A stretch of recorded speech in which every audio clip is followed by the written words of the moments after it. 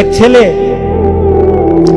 তার বাবার কাছে সাইকেল চায়, তার বাবার কাছে সাইকেল চায়, বাবা আমাকে একটা সাইকেল দাও। বাবা ছিল স্কুল মাস্টার, তো বাবা স্কুল মাস্টার, তার বেতন কি, সে কিভাবে সাইকেল কিনে দিবে?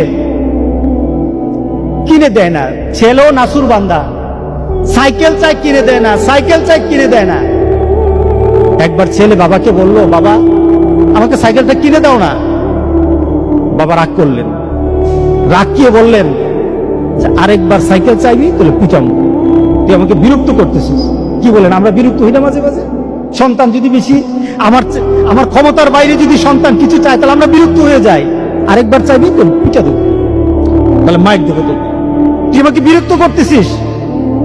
সন্তান বারবার চাওয়ার কারণে বাবা বিরক্ত হয়ে গেল।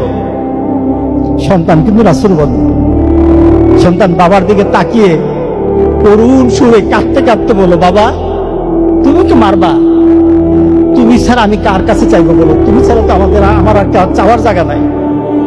তুমি আমার আব্বা, এছাড়া আমি কার কাছে চাইবো? দেওয়ার ক্ষমতাও যদি তোমার থাকে তোমার কাছে চাইবো, না চাইলে তুইও তোমার কাছে চাইবো। আমি কার কাছে চাইবো বলো? তুমি আমাকে ফিরিয়ে দিবে, কিন্তু আমি ফিরিয়ে দিলে দিতে পারো, কিন্তু আমি কার কাছে চাইবো? আমার তো তুমি ছাড়া কেউই নাই। বাবার সাথে সাথে ছেলেটাকে বুকের মধ্যে আঁকড়িয়ে ধরলেন। বাবা তুই আমাকে এমন একটা কথা শুনালি, যা তোকে আগামীকাল সাইকেল কিনে দেবো। সুবহানাল্লাহ, সুবহানাল্লাহ। তার মানে কি, ছেলে তার বাবার হৃদয়ে টাচ করেছে। তার কথার মধ্যে আবেগ ছিল, ভালোবাসা ছিল, নিবেদন ছিল, যে বাবা তুমি না দিতে পারো, কিন্তু আমার তো তুমি ছাড়া কেউই নাই।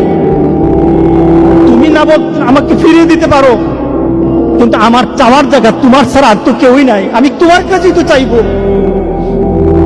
আমরা যদি মাবুদের দরবারে, আল্লাহর দরবারে এভাবে চাইতে পারতাম, যেই মাবুদ দিতেই পারে, দিতেই পারে, দিতেই পারে, একমাত্র যিনি দিতেই পারে, তার কাছে ওই আবেগ দিয়ে যদি চাইতে পারতাম, কোনদিন কোন জিনিস আমাদেরকে ফিরিয়ে দিতেন না, কোনদিন ফিরিয়ে দিতেন না।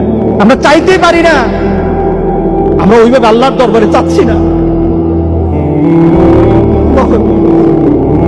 আমরা যদি চাইতে পারতাম, তাহলে পৃথিবীতে আমাদের এই যে বিপদ থাকতো না।